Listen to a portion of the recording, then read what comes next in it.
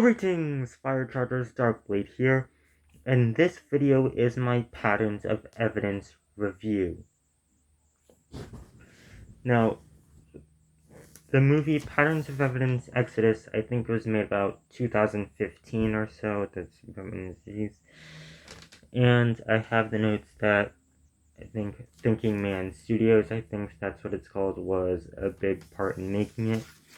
And I have some notes that the narrator is Kevin Sorbo, and this guy, Timothy P. Mahoney, is the director, producer, and primary agent. And the next primary agent behind him is David Rohl, who appears a lot throughout this film. Now, first I will talk about the first major parts where you start hearing audio in the film is talking about the impact and legacy of the, what's it called? Of the Exodus story. And here you got people like Prime Minister Benjamin Netanyahu. Prime Minister Benjamin Netanyahu, the president shown here is Shimon Peres, and David Rohl.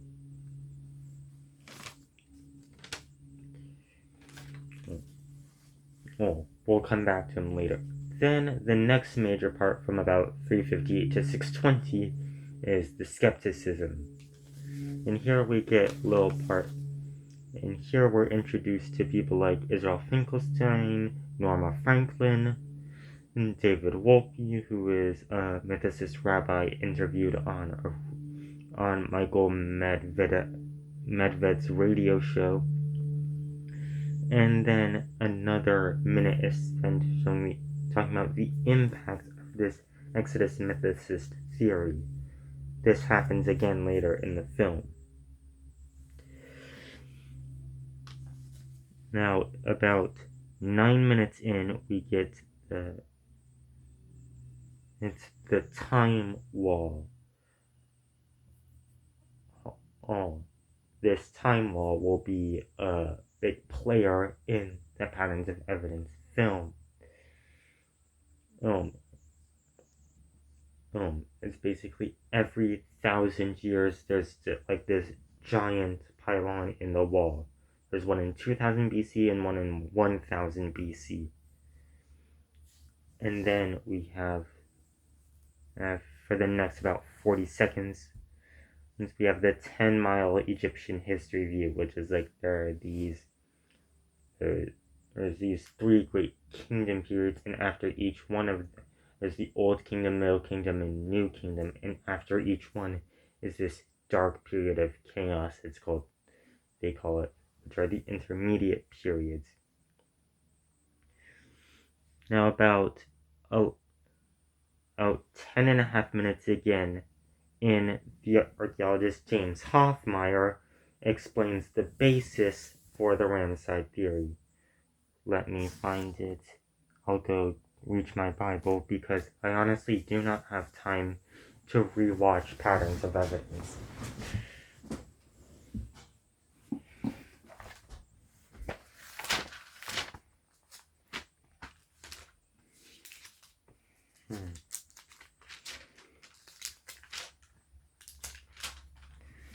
Exodus 1:11. Therefore they set taskmasters over them to afflict them with heavy burdens. They built for Pharaoh's store cities, Pithom and Ramses. That ties it to the time of the 19th dynasty. And then there's Mansour Barak appears.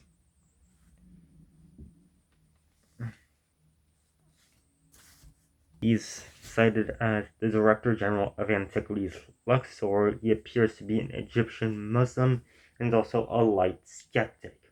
In this film, I decided to make an important distinction between Exodus skeptics and Exodus mythicists. I feel like the difference between those two should be self-explanatory. And then The next part is Manfred Etoch, who explains finds out of Varus, the site where he was where he led an excavation for like several decades. And it goes like the site is 250 hectares large, and has 25 to 30,000 people from Canaan. The city appears to have had a special status of subject or blessing from the crown, and there is some evidence of shepherds, but Etoch is cited in the film as saying that the connection with the Proto-Israelites is a very weak affair. And I don't think this is an issue of the film misquoting him, because Etoch physically appears in the film itself. And he theorizes that the Proto-Israelites settled in Canaan starting the 12th century BC, which I personally think is a bit odd. Oh yeah, and at the timestamp 1318, the city of Avaris, or Tel Adaba, is called Ramesses. And later, the city is claimed to be below the southern sector of the city of Ramesses. That is just not. According to Egyptologist David A. Falk, who does not appear in the film, there's ground-penetrating radar studies at the city of Ramesses have confirmed that there is nothing below it. It is actually about a little over a mile away from Avaris, and they were always separated by the Nile 24/7, as the city of Ramesses was on an island in the Nile, and prior to about 1300 BC, that island had never been a place of human settlement. Also, Avaris was still extant when Ramesses was built. The next person to appear in the film is Kent Weeks, who talks about, he's like, how can we prove it was Ramesses? He also talks about the theatric appeal and some general chronology haze. So, who does Mahoney go to? An Orthodox rabbi called Manis Friedman, who explains the Exodus narrative. He arrives about 23 minutes in, and about 22:01, the Exodus sequence that the movie is going to follow is officially formed. First you have the arrival, then multiplication, then slavery, then judgment, which refers to the plagues, then the Exodus itself, and then the conquest. I think that separating the judgment and the Exodus into like two separate parts is a bit of a mistake on the film's part.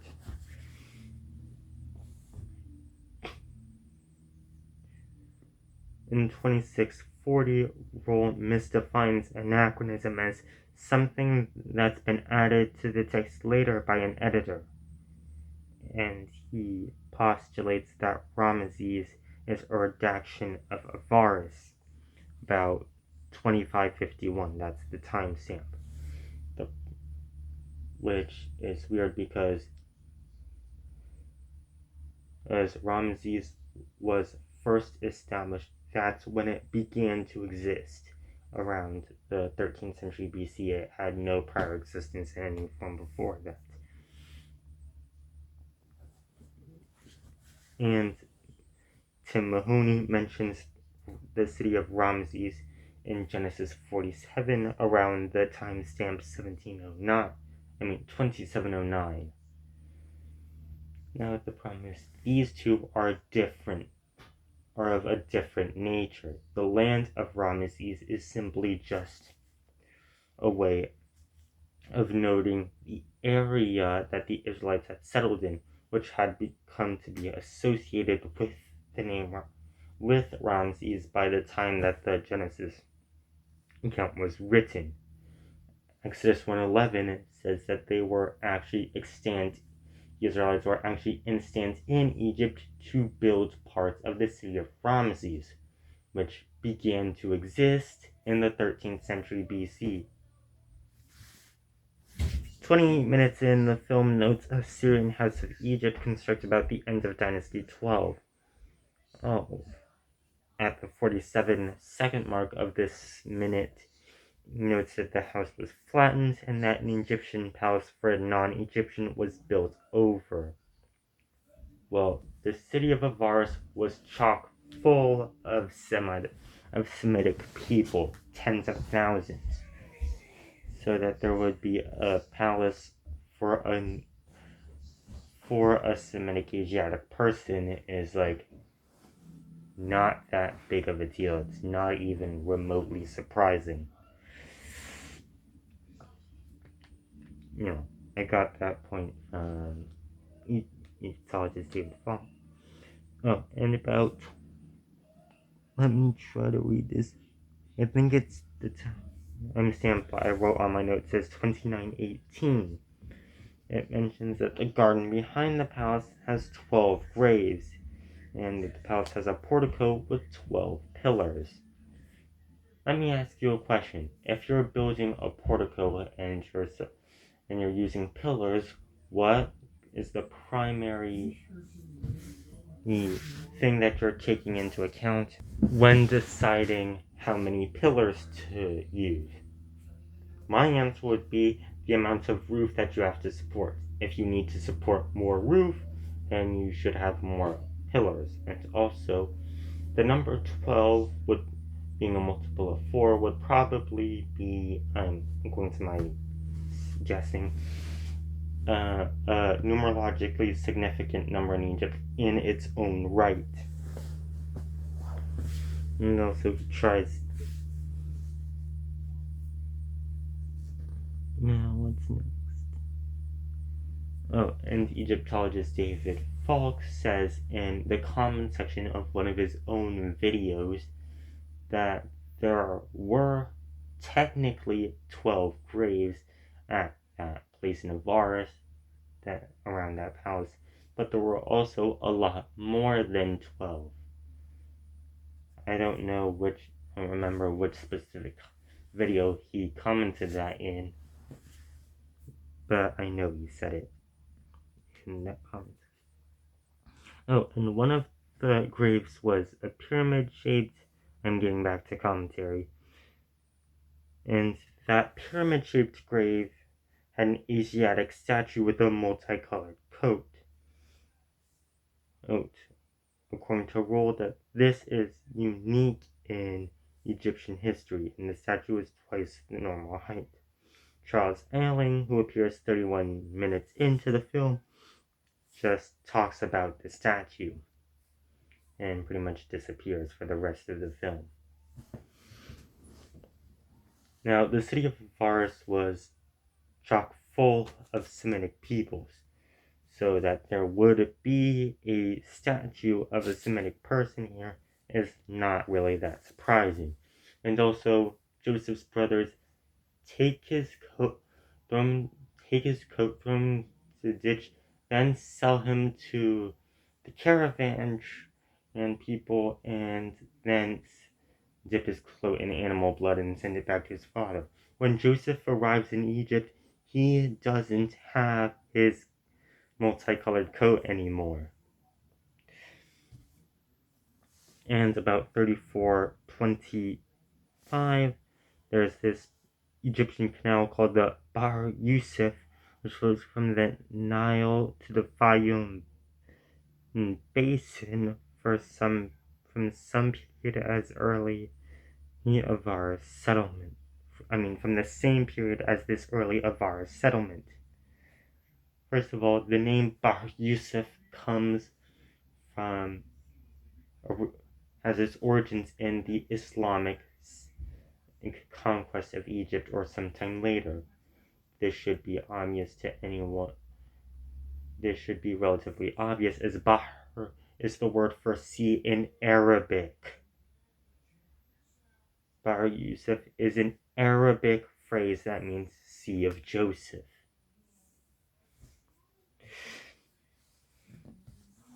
So the Egyptians obviously did not call this anything like Bar Yusuf. That is an Arabic phrase. And I can't remember what David Falk said the original name of this site was, but just so you know, Bar Yusuf is not original, it's Arabic. I learned that from my current Arabic course on Duolingo.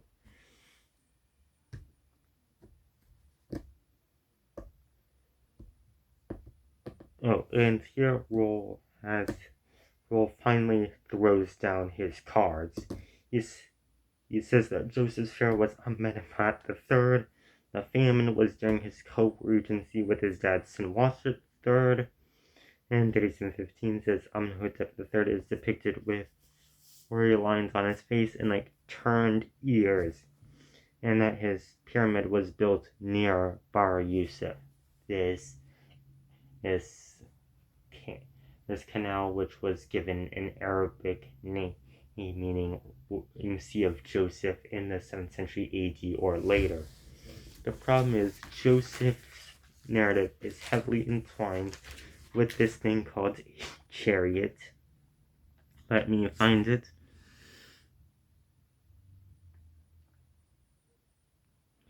Okay, this is Genesis 41:43, and he, Pharaoh, made him, that's Joseph, ride in his second chariot, and they called out before him, bow the knee, thus he set him over all the lands of Egypt. So Joseph has a chariot. The question is, when were chariots introduced to Egypt? Okay, Google. When were chariots introduced to Egypt?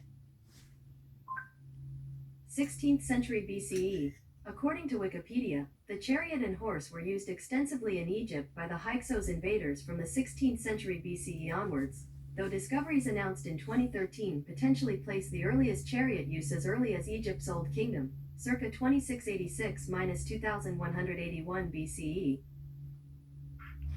I don't know what that's talking about.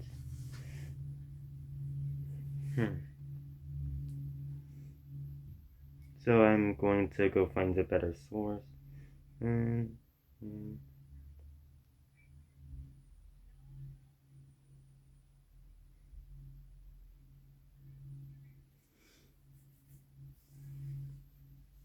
Oh, here is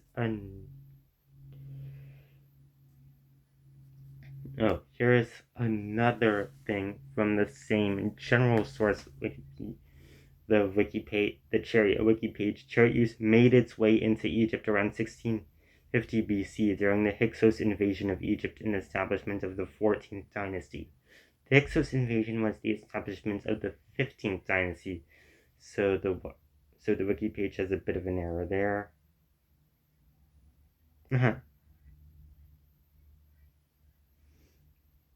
Building an Egyptian Pyramid by Brown University. The chariot was introduced into Egypt during the Second Intermediate Period by the Hyksos. So, the end of the 12th dynasty, beginning of the 13th dynasty, is long before the Second Intermediate Period. So Joseph has to have been during the Second Intermediate Period, not earlier, not later. So that essentially rolls out this theory in order to make a pun, even though I have a murderously vicious hatred for puns.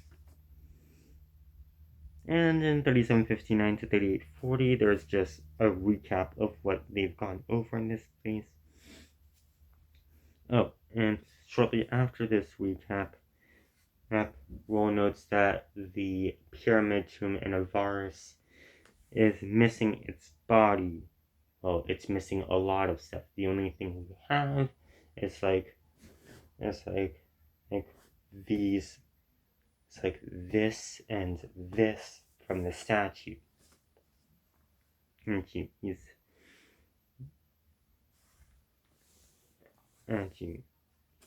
So the body's missing, and Roll says that bones are worthless and grave robbers wouldn't take them. So this must have So the body was transported by someone other than, what is it called? The grave robbers. It's by someone who is treating the body with reverence.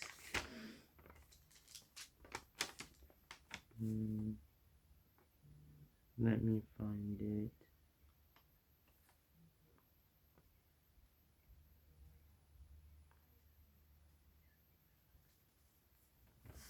Oh, here it is. Exodus 13:19. Moses took the bones of Joseph out from him, for Joseph had made the sons of Israel solemnly swear, saying, God will surely visit you, and you shall carry up my bones with you from here. So Roll ties the missing body in the pyramid tomb to that, even though we've established that the pyramid tomb is way too early to be of Joseph.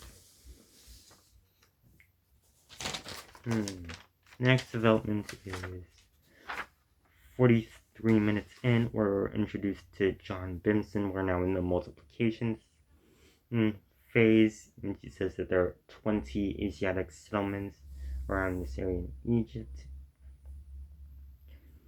And about 44:31, the slavery section starts. Rule goes that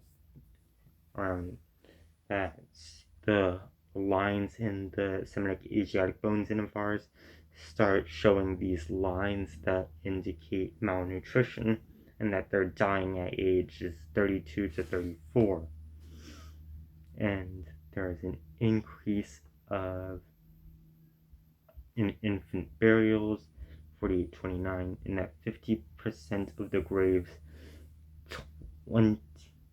under age 10 are from the first 3 months. And adult females outnumber males. These last 2 points come from the Dig report. I think Roll did the responsible thing to do, but here by referring Mahoney to the primary archaeological back to the primary archaeological sources. So I think that deserves some commendament. And also I don't think that there would be a lot of infant burials if the Israelite babies were thrown into the Nile, because there are still crocodiles in the Nile at this time. So if Israelite baby is thrown in, the body's probably just going to be eaten and there wouldn't be much left to bury. About 50 minutes in, it talks about the inspiration of the Exodus story that has instilled hope for people, hope in this idea of liberation throughout oppressed people all over the world. And imagine if all these people, if their inspiration and their hope is based on mythology. About 50:11, Hoffmeyer shows this hole in these. There's the Exodus story is basically saying our ancestors were slaves and not something great like kings or merchants or something, and presents this as an aspect of inherent absurdity in the Exodus mythicist theory. About 50:50, the Brooklyn Papyrus is introduced, and it shows domestic slaves.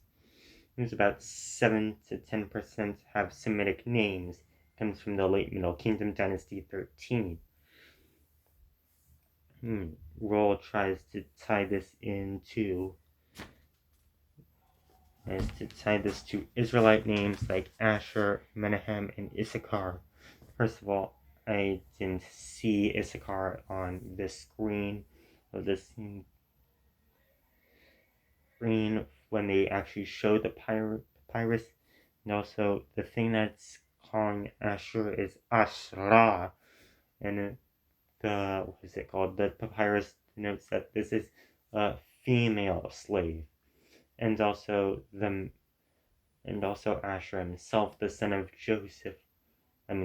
Jacob, was never a slave, so this papyrus cannot be a reference, mentioning him because as he was never a slave. He died well before Egyptians even started enslaving the Israelites. And so by the time that slavery begins, he's dead. And also this is a feminine name of a female slave. The papyrus states it explicitly. And I also have WTP, but I have since in my notes, but I have since forgotten what that means. Oh, and there's also rapid. A recap is basically a rapid expansion of the virus site. 61 minutes in, we're introduced to Rabbi David Hartman, who talks about the personalization of the Passover celebration. They participate in the Passover rituals as if the participants participate as if they were actually there in Egypt. And how they act as if they were they partake as if they were personally present in this thing. And about, a bit later, the mythicist archaeologist Isabel Finkelstein talks about there's a lot more to the history of Passover than just Moses. Mrs. Finkelstein says that the history of Passover is also about all of his ancestors who partake in Passover before him, and talks about the meaning and the moral of the Exodus story above this idea of its historicity. However, John Bimson has this counter that history and theology are closely intertwined in the Bible. So if you get rid of the historicity, the basis for the theology just falls apart. And about 6456, by the way, if you see a number over 60 in the minutes mark, just subtract 60 from the minutes, then add 1 to the hours. He says that if the judgments, the plagues, would cause a collapse, and the film says that Moses writes that Egypt was still suffering from the plagues in Exodus 40 years later, though doesn't give any verse to cite this. About an hour and 6 minutes, they introduce Martin Raven in the Netherlands, who's an explicit skeptic.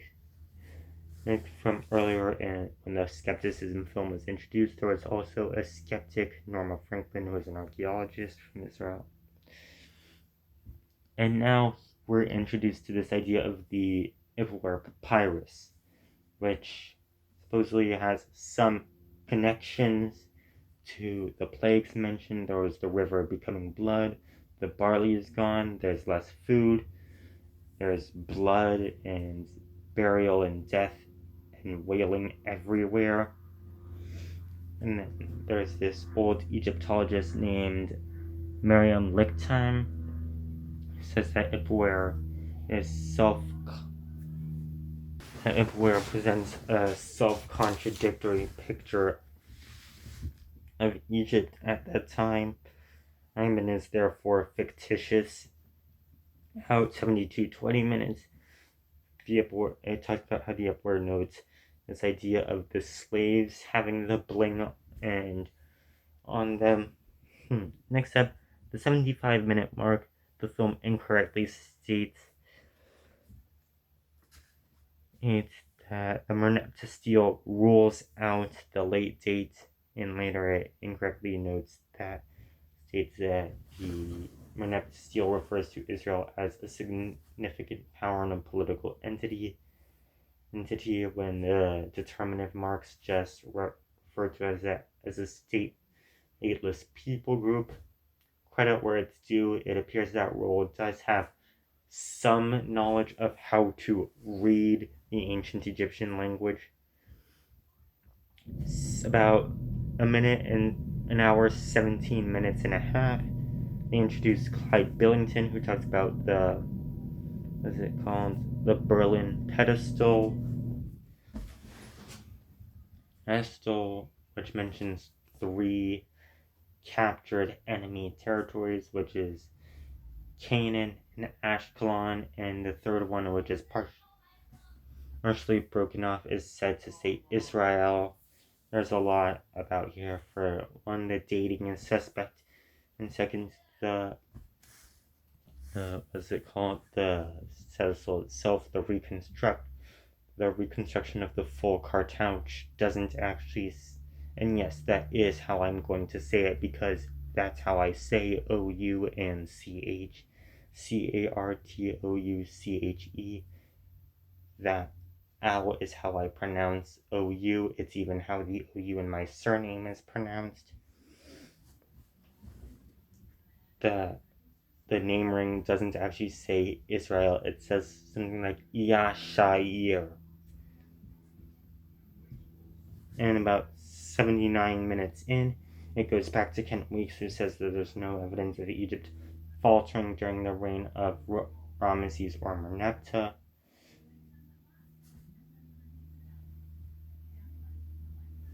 And 79:45, it brings up this verse, 1 Kings 6:9, and incorrectly says that this verse has been largely ignored.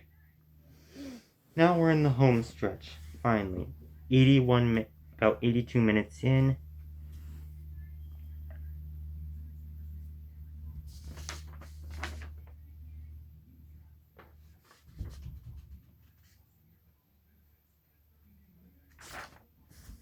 Oh, it wasn't that long ago. I wrote this page of my notes earlier this week, and I've already forgotten what some of these mean. There are these pits with bodies in Avaris, like they had to do this emergency burial.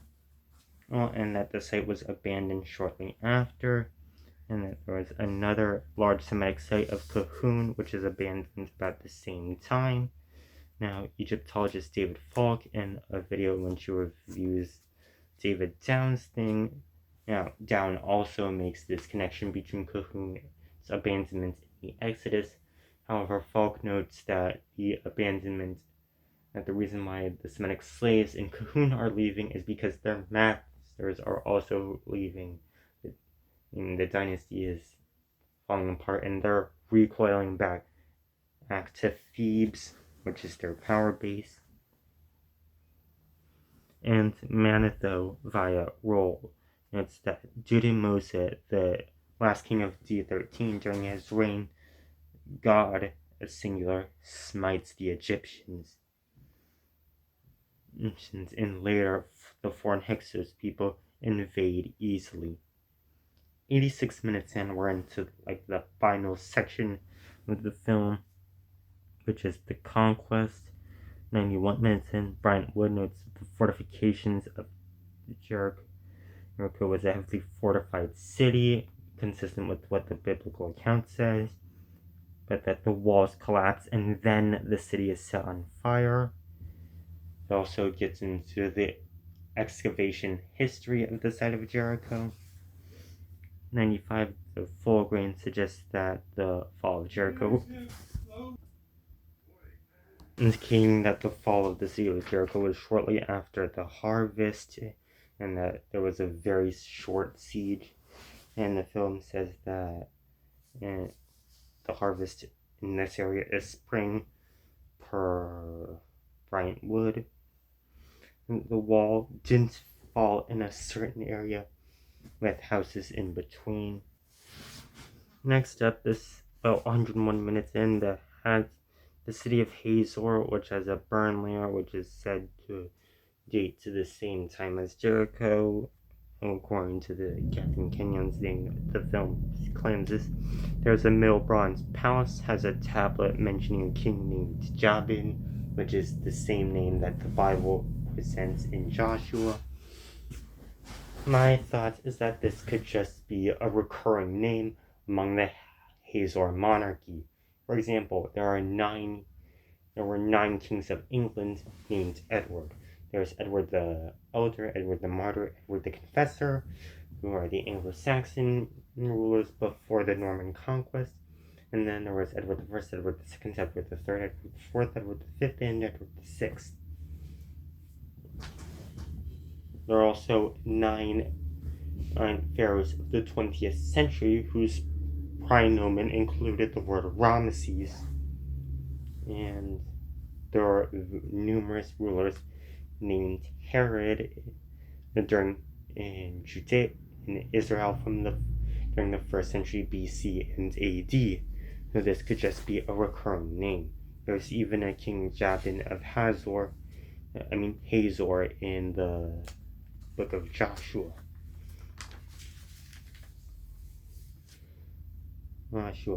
Now, about